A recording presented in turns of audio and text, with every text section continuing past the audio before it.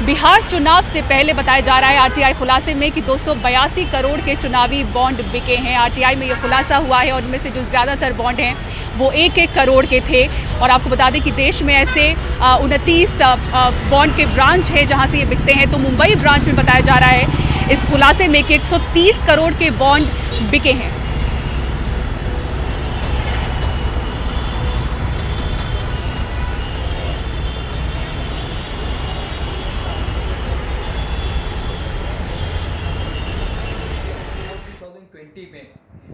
अभी electoral bond जो political funding जो रहता है, तो आरबीआई ने आरटीआई के तहत स्टेट बैंक ऑफ इंडिया ने मेरे को जानकारी दी कि अक्टूबर 2020 में करीबन 282 करोड़ रुपीस के बॉन्ड इशू किए हैं।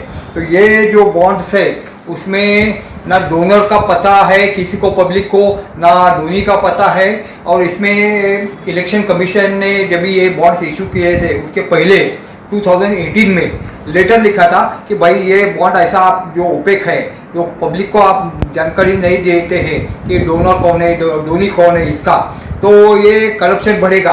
फिर भी गवर्नमेंट ने इसके साथ आगे गए और इसमें सबसे ज्यादा जो फायदा हो गया, ये जो रूलिंग पार्टी जो है भारतीय जनता पार्टी, तो वो उनको फायदा हो गया। करीबन 2018-19 में उनको 95% of the electoral bonds were given to the Bharatiya Janata party.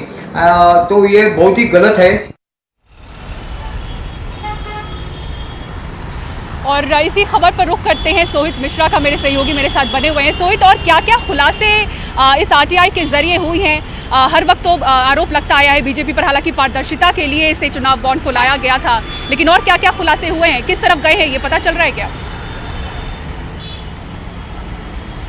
बिल्कुल, देखिए पूजा, पहले दर्शकों को हम समझा दें कि आखिर इलेक्टोरल बॉन्ड क्या होता है। दरअसल 2018 में जो फंडिंग आप पार्टीज को करते हैं, जो पॉलिटिकल रजिस्टर्ड पार्टीज हैं जिन्हें आप चंदा देते हैं, उसमें कहीं ना कहीं व्हाइट मनी को लाने के लिए जो है इलेक्टोरल बॉन्ड्स लाया गया था, जहां पर आप इंडिविजुअली या बतौर कॉर्पोरेट आप चंदा दे सकते हैं।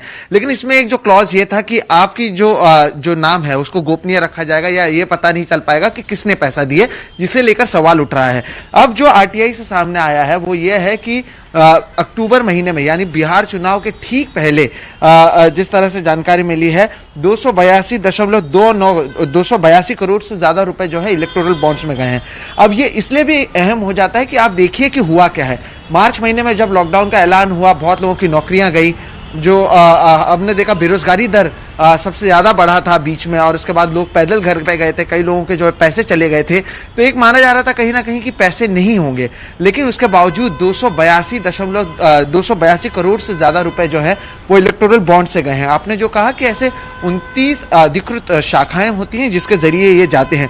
दर्शकों को हम समझा दें कि 1000 के बॉन्ड होते हैं, 10,000 के बॉन्ड होते हैं, 1 लाख, 10 लाख और 1 करोड़ के बॉन्ड होते हैं। लेकिन जो जानकारी सामने आई है उसमें 1000 का केवल एक बॉन्ड बिका है, जबकि अगर 1 करोड़ की बात करें तो 269 बॉन्ड ऐसे हैं जो 1 करोड़ के हैं जो बेचे गए हैं। तो कुल मिला के इस तरह से जो पूरा मामला सामने आया है वो कहीं ना कहीं ये हैरान करने वाला भी है कि एक समय जब बेरोजगारी बिहार चुनाव में भी एक बड़ा मुद्दा था, लोगों के पास काम नहीं था, पलायन एक बड़ा मुद्दा था, और जो बाकी पैसों की बात थी उसे लेकर चर्चा चल रही थी, तो वहीं दूसरी ओर एक महीने के भीतर ही 272 करोड़ रुपए से ज्यादा जो है इलेक्टोरल बॉन्ड्स के जरिए दिए जाते हैं, जिसमें से 130 करोड़ रुपए मुंबई के शाखे से जाता है। तो कहीं ना कहीं ये बिल्कुल शॉकिंग सी बात है। अब ये देखना, आरटीआई में ये तो पता नहीं चलता कि किस पार्टी को कितने बॉन्ड्स गए हैं, लेकिन एक ऐसे समय में जब बेरोजगारी दर बीच में जो सबसे ज्यादा थी, लोगों के पास पैसे नहीं थे, उसमें भी पता चलता है कि जो चुनावी के समय जो राजनीतिक पार्टियां हैं